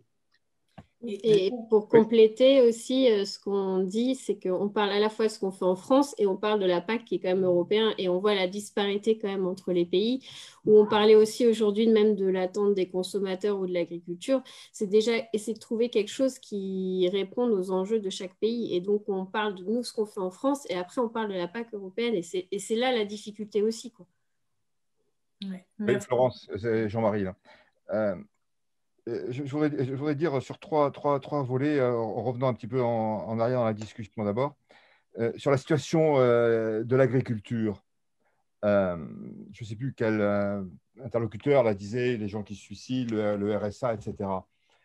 En fait, il y a effectivement des gens qui sont en difficulté. C'est une réalité difficiles qu'on a du mal à reconnaître et qu'on a du mal à traiter au niveau de la politique française. Mais ce qu'il faut avoir en tête, et là je vais, Stéphane qui me connaît sait ce que je vais dire, vous ne savez sûrement pas, mais le revenu agricole en France n'a jamais été aussi élevé, en moyenne. Et depuis 90, il a doublé par agriculteur, corrigé de l'inflation. Donc, la situation globale en moyenne n'a jamais été aussi élevée. Alors, il y a des variations interannuelles, bien sûr, hein, mais comment dire, c'est indiscutable. Et deuxième chose qui est plus discutée, mais qui est, enfin, moi, je pense à peu près vérifiée, c'est que on a ce phénomène dans toutes les productions et dans tous les départements. Alors, pourquoi on a une crise? Parce qu'il y a effectivement une crise. C'est parce que les résultats entre les exploitations sont de plus en plus variés. Il y a des écarts de plus en plus grands entre les producteurs. Il y a des producteurs de champagne de raisins de champagne, qui aujourd'hui ne s'en sortent pas. Il y a pas mal de producteurs laitiers, je connais très bien la production laitière, qui s'en sortent bien et régulièrement bien. Donc, on a une situation d'une diversité extrême parce que le métier est plus difficile qu'avant. Donc, le métier est plus difficile qu'avant parce qu'on a des variations techniques de rendement plus importantes, notamment et ce n'est pas fini, je crois, à mon avis, on ne voit que le début. Et on a des variations de prix, à la fois de prix de vente des produits et de prix d'achat des consommations intermédiaires. Donc, le métier est plus difficile. Et le monsieur disait, il y a beaucoup d'agriculteurs au RSA. Non, il y a à peu près 2% des agriculteurs qui sont au RSA. C'est trop, hein, mais sauf si la MSA ne fait pas bien son boulot, ce que je ne crois pas, c'est à peu près stable, autour de 10 000 agriculteurs qui sont au RSA sur un peu moins de 400 000. Donc, il y a après, sur l'aspect des équilibres et sur l'aspect de la souveraineté, je partage complètement ce que dit Emmanuel Vastnex, mais j'y rajoute un autre phénomène. C'est que, effectivement, on importe la moitié enfin, à mon avis, un petit peu moins, 40%, je crois, des volailles dans la restauration collective. Et toute l'augmentation de la consommation de volailles, c'est dans la restauration collective. Donc, on a une offre, puisqu'on est excédentaire en volaille, on a une offre qui n'est pas adaptée à la demande. Ça, c'est clair. Mais si je prends la viande bovine, c'est presque le phénomène inverse. C'est que, par exemple, on ne mange pas ou très peu de viande issue de mâles. Du reste, le ministre veut lancer un plan d'action pour qu'on consomme davantage de viande de jeunes bovins. On ne mange pas non plus ce que l'on produit. Donc, cet équilibre, il est à la fois sur la production et sur la consommation. Et puis, dernière chose, sur la politique agricole, moi, je ne crois pas que la politique agricole va définir nos besoins. Parce que le consommateur, il varie beaucoup. D'abord, il n'y a pas un consommateur, il y a 65 millions de consommateurs, enfin, il y a des grandes familles, mais ça varie très, très vite. Et moi, je crois plutôt que la politique, elle doit accompagner les entreprises à s'adapter au marché qui bouge constamment. Ce que ne fait pas la PAC aujourd'hui, puisqu'elle est très, très normative.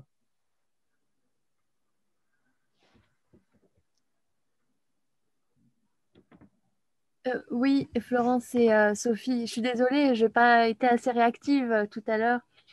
J'écoute avec attention tout ce qui se dit, hein. C'est vrai que autant j'ai un avis assez clair sur le local, sur le bio, autant la PAC, c'est quelque chose que je maîtrise moins parce que je ne suis pas sur le sujet, mais je trouve que c'est très intéressant, en particulier ce que Emmanuel disait sur le fait d'avoir confiance en nous, parce que je pense que le fait comment je pourrais dire ça, de créer des relations de partenariat et puis de délocaliser, choses comme ça, on perd peut-être non seulement de la main-d'œuvre, mais également de la confiance dans ce qu'on est capable de faire. Et on parle de la France comme quand même d'un pays enfin, on est capable de faire énormément de choses. Et peut-être qu'il y aurait justement un accompagnement, comme dit Jean-Marie, à faire sur tous ces agriculteurs et puis non seulement les agriculteurs, mais aussi les consommateurs, à revoir un peu la politique, quoi. Merci beaucoup, Sophie. Pierre, tu voulais intervenir aussi. Oui, je voudrais répondre, enfin, donner mon point de vue à Mathis, qui s'inquiétait tout à l'heure, et à juste titre, de dire, enfin, je ne comprends pas trop, là, on est tous d'accord et il ne sort rien. Il y a juste un paramètre qu'il faut quand même inclure dans cette affaire, c'est que là, on est en France, on est à l'Open Agri-Food, et effectivement, il y a beaucoup de choses sur lesquelles on est d'accord. On débat, mais globalement, il y a de grandes idées directrices. Il faut juste se dire qu'ensuite, Mathis, tout ça, ça monte où? Ça monte au niveau européen.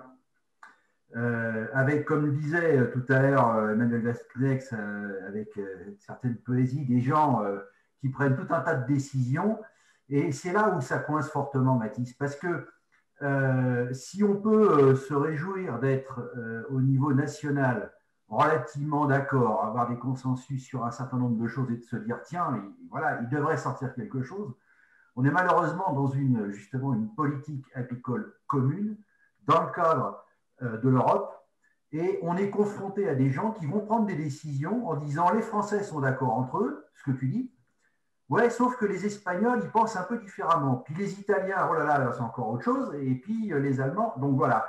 Et qu'est-ce qui se passe? C'est qu'au moment de prendre les décisions communes, bah, tu t'aperçois qu'effectivement, c'est la quadrature du cercle, c'est inextricable, c'est un petit peu ce que disait Alain Vachon tout à l'heure, c'est qu'il y a tellement de paramètres, il y a tellement de gens qui voudraient que ça se passe comme ci ou comme ça, pas comme ci, pas comme ça, que c'est difficile de contenter tout le monde.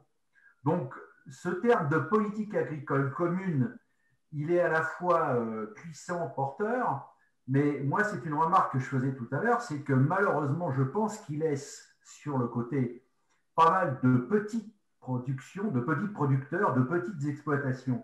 Ça fait partie des inconvénients. Florence a transmis des documents où il y avait inconvénients, avantages de la PAC.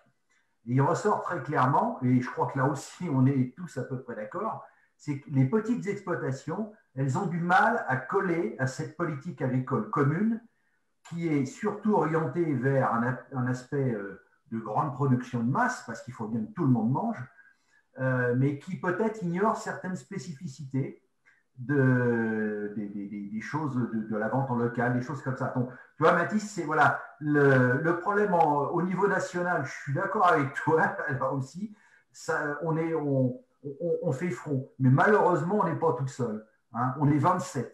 Et 27 à penser différemment. Et au final, il faut une décision commune. Et ben, bon courage. Merci beaucoup, Pierre.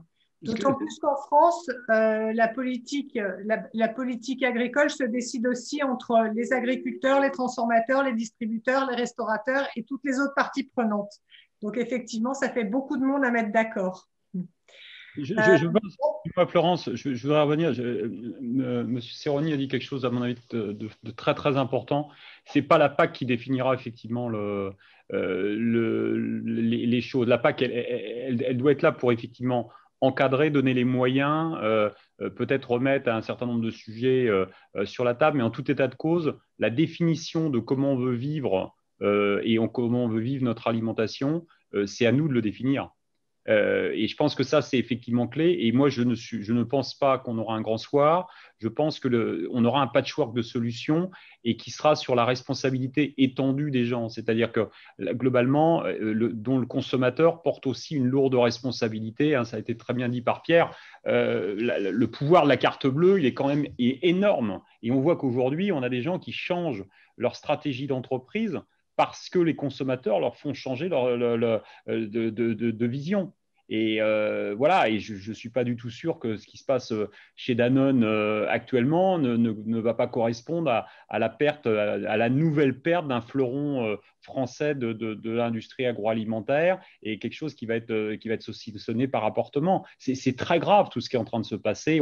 On perd notre industrie, on perd notre agriculture et on la perd. On aura toujours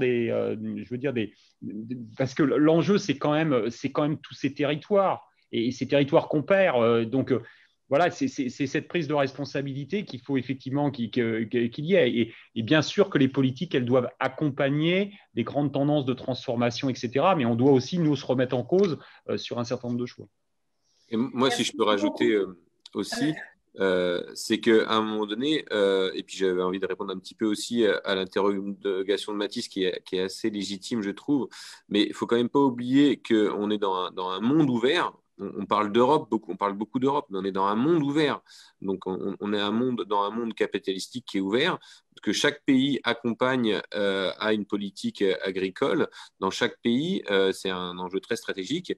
Et on a aussi un grand paradoxe, c'est qu'on est tous d'accord, on a évoqué l'intérêt d'acheter des fraises localement et pas les faire venir de l'autre bout de la France ou du monde, mais c'est que en fait, le consommateur n'est pas le citoyen qui s'exprime. Et ce qu'évoquait Emmanuel sur le pouvoir de la carte bancaire, c'est que dans ce monde ouvert, on peut tous déplorer que la fraise elle est moins chère en Espagne ou au Chili, mais c'est un état de fait. C'est un état de fait et on doit faire dans ce monde ouvert et on doit travailler avec le marché. On n'est pas dans un endroit où il y a des frontières tout le tour et qui fait qu'on joue. Je vais reprendre la vidéo de départ en fait qui expliquait bien avec le petit bateau quand on arrivait à la frontière, le prix il changeait, il bougeait. Aujourd'hui, on est dans un monde ouvert et avec on doit faire avec tout ça. Et forcément, les changements, ils prennent beaucoup plus de temps qu'un claquement de doigts ou qu'une décision politique parce qu'on est obligé de s'adapter. Et nos entreprises et notre réflexe de consommation ont beaucoup bougé. Certains l'ont dit tout à l'heure, avec le confinement, avec tout ça, on avait à reconsommer plus local. Et puis une fois que notre routine est repartie, on n'avait plus le temps, on retournait au supermarché, on retournait au drive, on chargeait ce qu'on trouvait, on n'a pas trop de moyens, on prenait ce qui n'est pas cher pour se faire plaisir. Et donc c'est ça aussi qu'il faut quand même pas oublier, ce monde ouvert qui fait qu'on n'avance peut-être pas aussi vite qu'on le voudrait. Merci beaucoup, merci beaucoup. Dans un monde ouvert.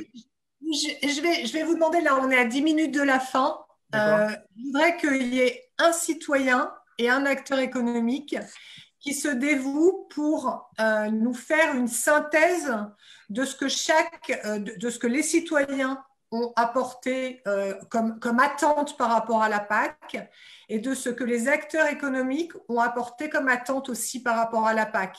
Donc il faut un de chaque camp, entre guillemets, qui puisse venir nous faire une petite synthèse et nous dire quelle PAC voulons-nous, c'est quoi, qu'est-ce qu'on veut et bon, après, comment on y arrive, c'est plus compliqué, mais quelle PAC voulons-nous? Qui se lance pour les citoyens, qui se lance pour les acteurs économiques? Peut-être réfléchir 1 ou 2 minutes, c'est sûr.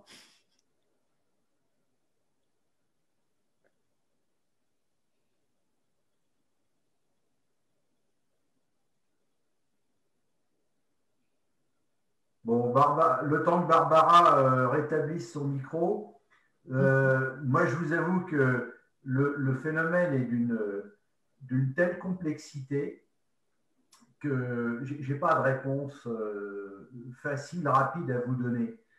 Je reviens un petit peu sur ce qui est dit, mais M. Sironi m'a répondu là, dans le chat. Effectivement, moi je suis sensible, en tant que citoyen, je suis sensible à une certaine localisation, à un côté national. Il n'y a pas de nationalisme en moi, il y a simplement, je veux bien l'Europe, okay, je veux bien tout ça, mais je suis sensible à la détresse de certaines personnes qui en France font du travail, sont de petite dimension, et c'est justement cette petite dimension qui n'est pas compatible avec cette politique agricole commune. Je m'en étais expliqué auprès de Mathis en lui disant que quand tout ça remonte au niveau européen, les tout-petits sont totalement ignorés. Or, j'ai un peu l'intuition, maintenant que j'ai déménagé dans un coin vachement sympa, que les tout-petits, il y en a beaucoup en France. Merci Pierre. Donc, toi, voilà, il y a pas mal de gens qui râlent et qui, en fait, on est nombreux à râler. Donc, il faudrait que la politique agricole commune, je termine là-dessus, s'intéresse à ceux qui sont tout en bas, tout petits, qui râlent. D'accord. Merci beaucoup, Pierre. Barbara, tu veux compléter? Oui, non, moi je reviens toujours à la même chose. Je pense que la solution, ce qu'il faut savoir aussi, c'est que c'est la première fois où la PAC fait débat, où il y a vraiment… Si, c'est la première fois que les citoyens ont le droit d'y participer. C'est la première fois qu'il y a eu un débat public sur la PAC quand même en France, faut le dire.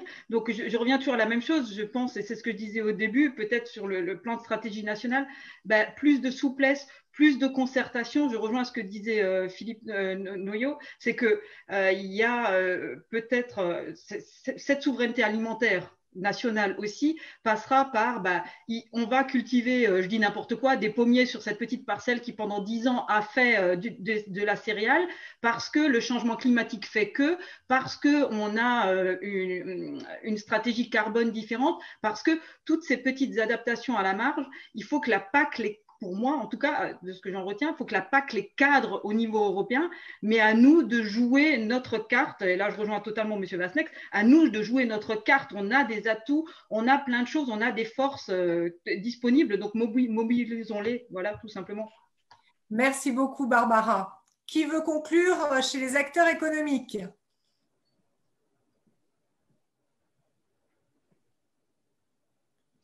Personne ne se dévoue. Je peux dire un mot, mais je ne voudrais pas être tout seul parce que c'est vrai que j'ai déjà monopolisé un peu la parole. Je pense, alors déjà, moi je trouve que ce type de débat, il est remarquable et effectivement, Mathis a raison de se projeter, de ramener en fait finalement en disant c'est notre avenir et il y a des choses qui sont à inscrire.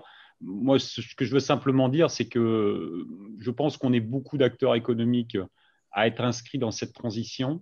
On vit dans un contexte qui est quand même pas un contexte facile, hein, qui en plus a été rendu plus difficile par la crise Covid et qui perdure et qui va continuer, à mon avis, pendant un petit moment. Et Barbara a raison de dire qu'il y en aura de toute façon une autre, etc., et qu'il faut qu'on adapte effectivement nos modèles.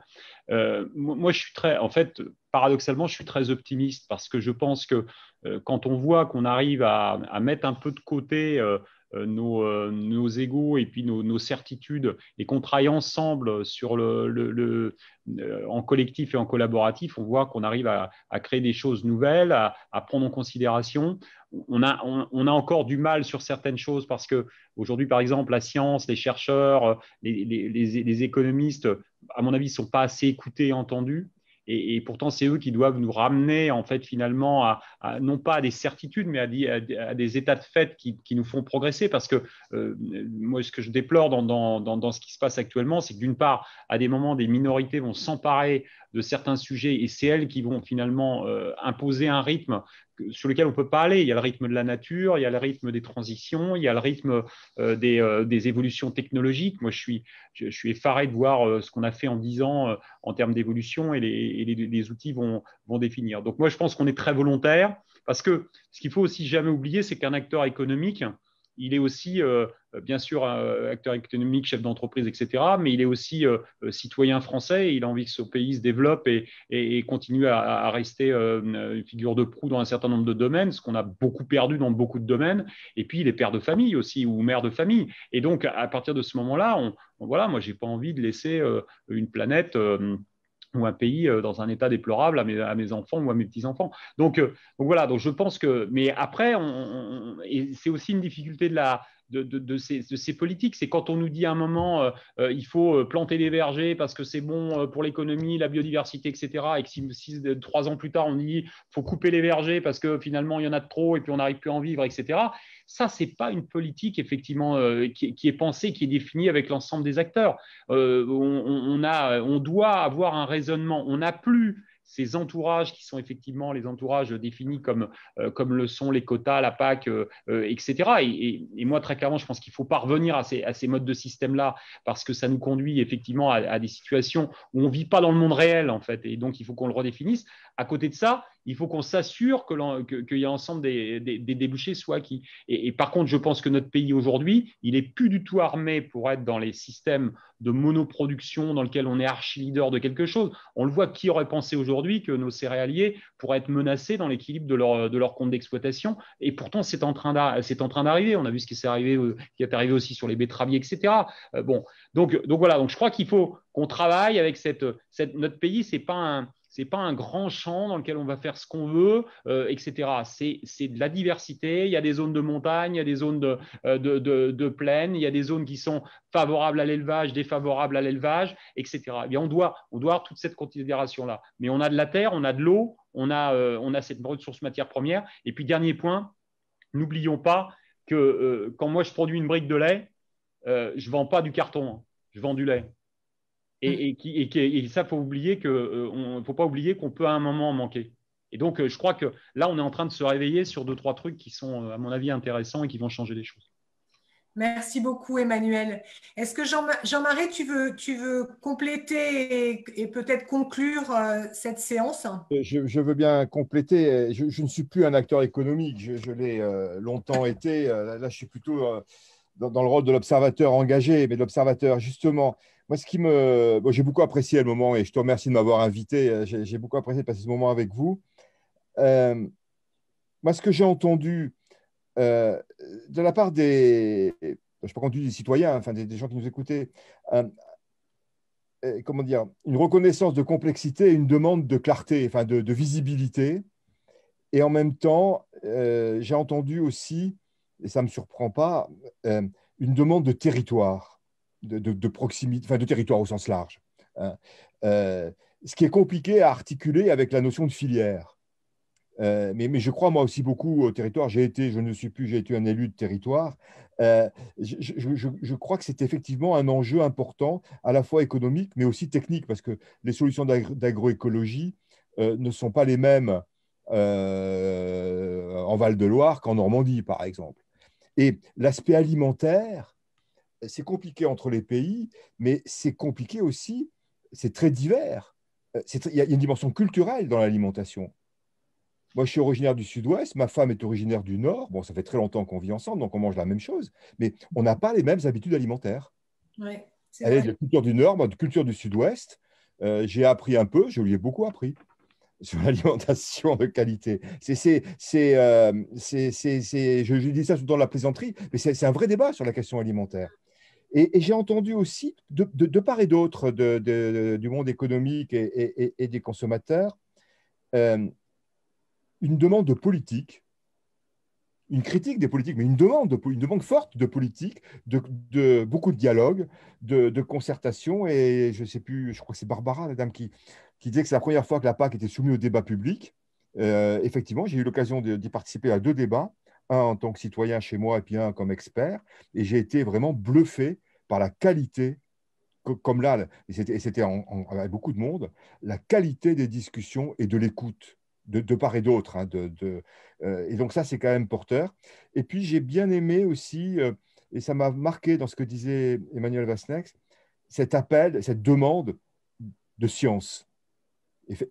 Effectivement, je crois qu'on a un vrai besoin alors science sans conscience, mais on a vraiment besoin de connaissances, y compris dans l'économie, parce que les choses bougent beaucoup. Et on a besoin d'inventer. Pour ça, il faut du dialogue, mais il faut aussi de l'expertise. Merci beaucoup pour cette synthèse, Jean-Marie. C'est vraiment très, très, très intéressant. Je vous remercie tous d'avoir participé aussi activement à notre rendez-vous. Et je voulais juste partager avec vous les prochains rendez-vous des Aliments engagés. Donc, le 22 avril, on parlera des frontières du local. Est-ce que le local, c'est ma petite commune? Est-ce que c'est mon département? Est-ce que je vais manger régional? Est-ce que finalement le local, c'est la France? Ou est-ce que le local, c'est l'Europe par rapport aux autres régions du monde? Donc ça, c'est le 22 avril. Le 20 mai, on parlera de l'assiette carbone en lien avec notre événement Climat Agri-Food que nous refaisons à Blois à ce moment-là. Et donc, ça sera comment convaincre les citoyens qu'en changeant l'alimentation, on peut agir sur le climat. Et le 17 juin, on parlera des objectifs de développement durable de l'ONU et comment ceux-ci peuvent impacter l'activité agricole et la transformation alimentaire. Donc voilà les prochains rendez-vous. Vous pouvez continuer aussi bien les personnes qui étaient présentes sur le Zoom que les personnes qui sont présentes sur Facebook à débattre sur notre plateforme Deb Agri-Food où dès demain, on commencera à discuter et à échanger comme on l'a fait sur les autres sujets. Et puis, vous retrouverez le replay de cette rencontre sur notre site Internet très prochainement. Voilà, je vous remercie tous du fond du cœur d'avoir participé à cette rencontre. À chaque fois, pour moi, c'est un vrai plaisir. Vraiment, merci. Et puis, à bientôt pour un prochain rendez-vous des Aliments engagés. Au revoir. Bientôt. Au revoir, bientôt. bonne soirée. Bientôt, Merci.